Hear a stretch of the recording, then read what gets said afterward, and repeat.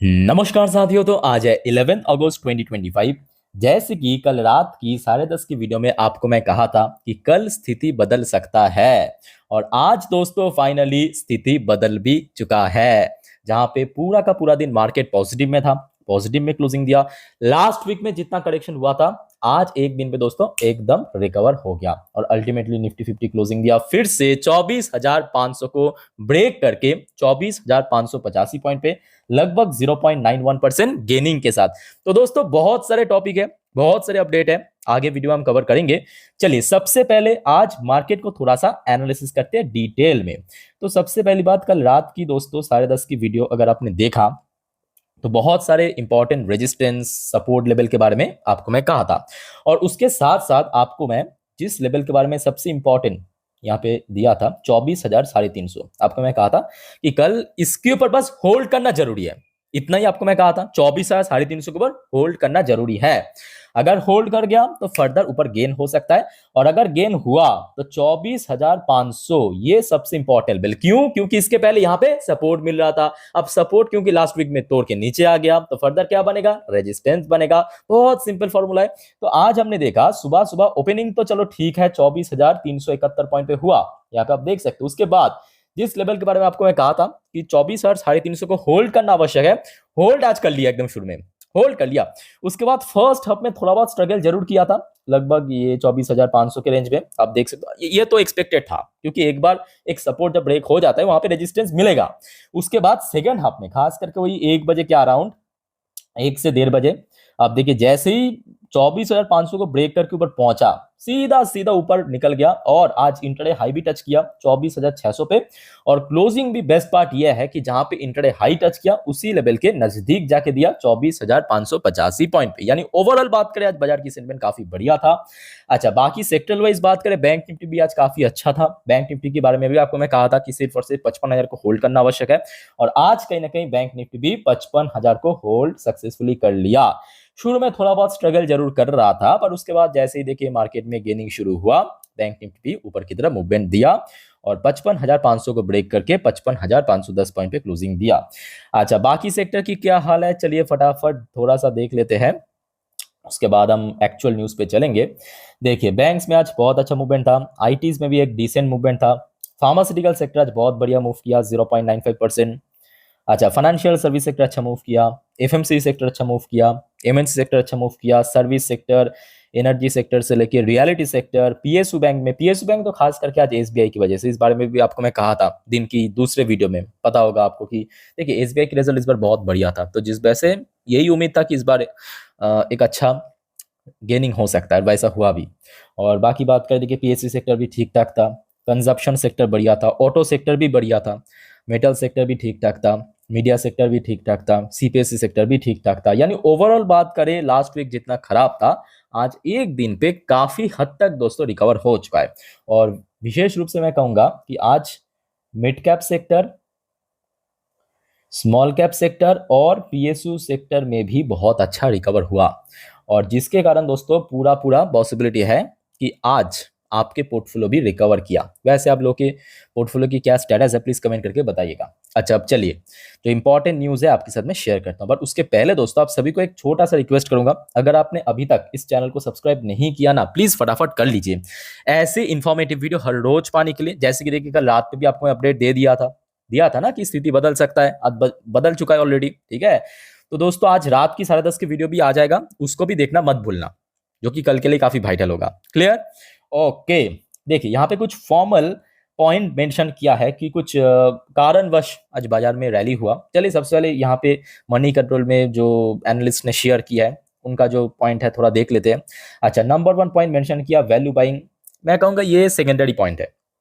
Secondary point इसलिए है क्योंकि ये बात भी सही है कि मार्केट में बैक टू बैक गिरावट के बाद Nifty, bank Nifty almost week zone पे पहुंच गया था, मतलब आरएसआई इंडेक्स वाइज अगर हम बात करें वीक जोन पे चल रहा था। चलो ठीक है, यहाँ पे एक वैल्यू बाइंग देखने को मिला है क्योंकि ऑलमोस्ट बहुत सारे शेयर्स में, सेक्टर्स में काफी गिरावट हो चुका था। तो नंबर 1 पॉइंट तो चलो ठीक है, सेकेंडरी रीजन है। अच्छा, सेकेंड रीजन मेंशन किया पॉजिटिव ग्लोबल क्यूज। ये बात भी सही है कि सुबह से, जैसे कि आपको मैं कल रात भी कहा था कि एक बार सुबह डॉ जोन्स की फ्यूचर, नैस्डैक की फ्यूचर को ट्रैक कर लेना, और सुबह से ये दोनों बढ़िया था, एशियन मार्केट भी बढ़िया था, तो पॉजिटिव ग्लोबल क्यूज एकदम परफेक्ट है। अच्छा, तीसरा पॉइंट जो है, बाइंग इन एसबीआई ग्रासिम इंडस्ट्री। ऑब्वियसली ये दोनों निफ्टी की शेयर है और दोनों का रिजल्ट दोस्तों बहुत ही बढ़िया था और बहुत अच्छा रिकवर भी किया आज के डेट में ये दोनों ही शेयर ने। अच्छा, ऑयल प्राइस फॉल, ये बात भी सही है कि क्रूड ऑयल के अंदर थोड़ा बहुत ड्रॉप हुआ है।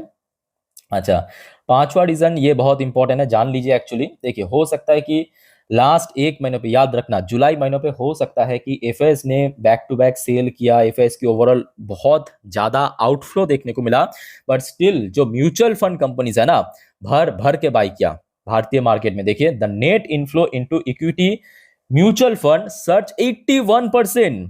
म्यूचुअल फंड की जो निवेश है इंडियन मार्केट में, वो 81% दोस्तों इंक्रीज हुआ, 42,672 करोड़ पे पहुंच चुका है। ये जुलाई महीने की डेटा है जो कि एएमएफआई ने रिसेंटली शेयर किया। तो ये भी एक वजह है कि जहां पे देखिए एफएस ने बैक टू बैक सेल कर रहा है और मार्केट को सपोर्ट कर रहा है, domestic investors just like insurance वाले या म्यूचुअल फंड वाले। पर उसके साथ साथ दोस्तों, जो प्राइमरी रीजन है ना आज मार्केट रैली के पीछे, वह है दोस्तों ये न्यूज। इस न्यूज के बारे में मैं आपको ऑलरेडी 2 बार तो आई थिंक शेयर कर चुका हूं। अब देखिए, ये कोई साधारण से न्यूज नहीं है। हाँ, ऊपर से अगर आप पढ़ेंगे तो आपको साधारण लगेगा कि Donald Trump to meet Putin on 15 August, talk to take place in Alaska, focus on ending Ukraine war. तो ये बहुत ही सिंपल नहीं, बट इसका डेप्थ दोस्तों बहुत बहुत डेप्थ है इसका।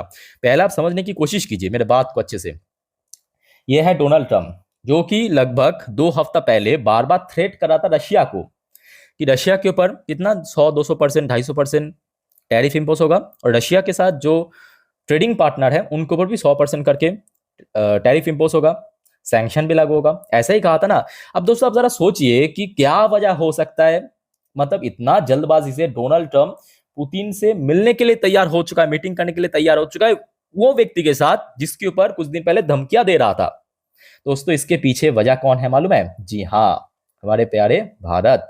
आप कहेंगे इसमें भारत कहां पे आ गया? तो जी नहीं, आप एक के बाद एक जो घटना को ना कनेक्ट करते जाइए, जुड़ते जाइए। सबसे पहले क्या हुआ, याद होगा लास्ट वीक पे बुधवार को क्या हुआ, भारत के ऊपर टोटल 50% टैरिफ इंपोज। याद आ रहा है कुछ? उसके बाद याद कीजिए भारत ने क्या किया। सबसे पहले प्रधानमंत्री मोदी जी के साथ बात हुआ ब्राजील की प्रेसिडेंट लूला, प्रधानमंत्री मोदी जी के बात हुआ रशियन प्रेसिडेंट पुतिन।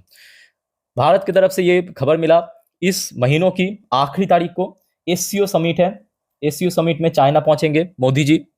तो अल्टीमेटली भारत क्या कर रहा था, जैसे ही भारत के ऊपर 50% टैरिफ इंपोज हुआ, भारत दोस्तों ब्रिक को फिर से इकट्ठा कर रहा था और वो काफी हद तक सक्सेसफुल हो चुका था।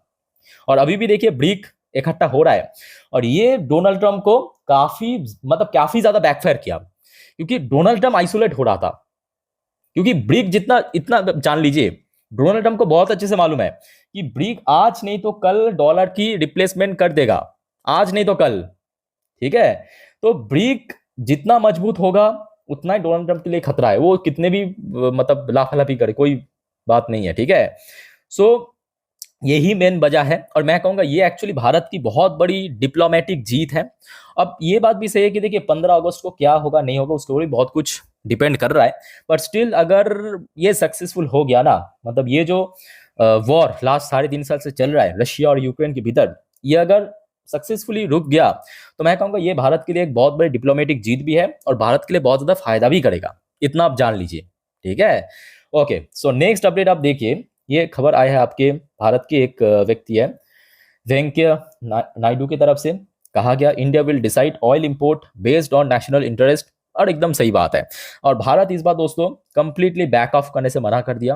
भारत ने क्लियरली अपना मैसेज दे दिया दुनिया को, ना केवल यूएस को, कि भारत के लिए अपने नेशनल इंटरेस्ट फर्स्ट प्रायोरिटी है, उसके ऊपर बेस करके भारत जो भी एक्शन लेगा लिया जाएगा। ठीक है, अच्छा इसके अलावा ये न्यूज भी आप देखिए, ये भी एकदम लेटेस्ट अपडेट है आज का। यहाँ पे आप देख सकते हो, ये दोपहर की न्यूज है 11 तारीख को। India tariff news live update, tariff offer scope to boost trade with trusted partner से ब्राजीलियन इन्वॉय। तो अभी देखिए ब्राजील में तो यूएस के खिलाफ हो ही रहा है, चाइना तो वैसे ही यूएस की कंपेटर है, रशिया को तो एनिमी मानता है, और भारत से अभी समझ सकते हो रिलेशन काफी खराब हो चुका है, और साउथ अफ्रीका में भी लगातार यूएस के अगेंस्ट में ही चल रहा है।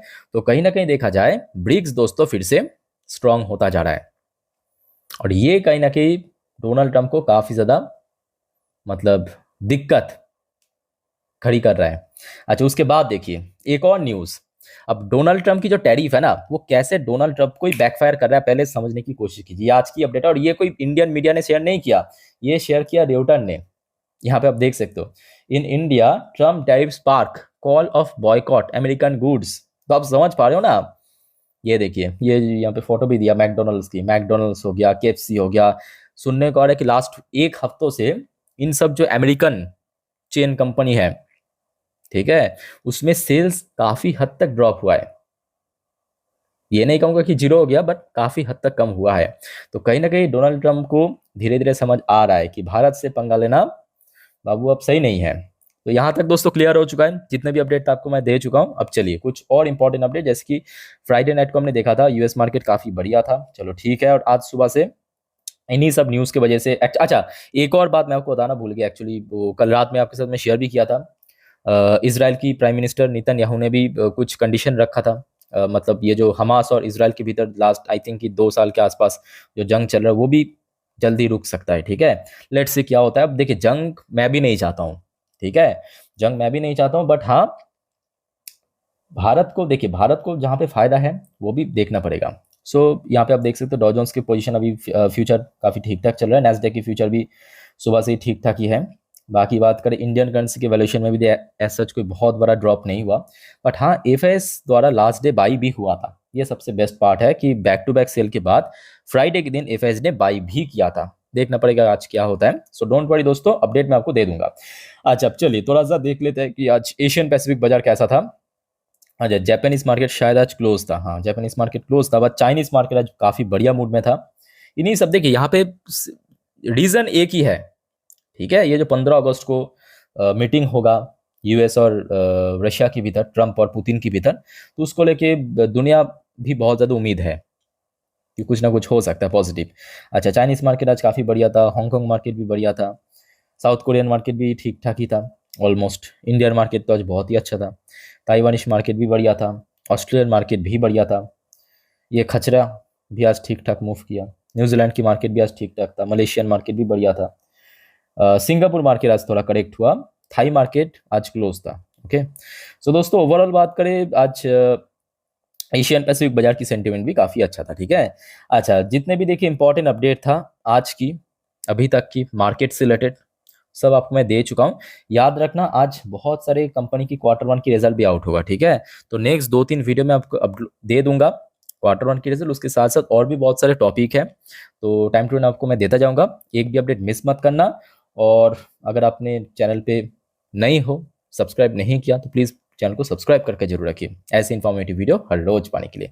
बाकी दोस्तों वीडियो को वाइंड अप करते हो, मिलते हैं नेक्स्ट वीडियो में। टेक केयर, बाय बाय, जय हिंद।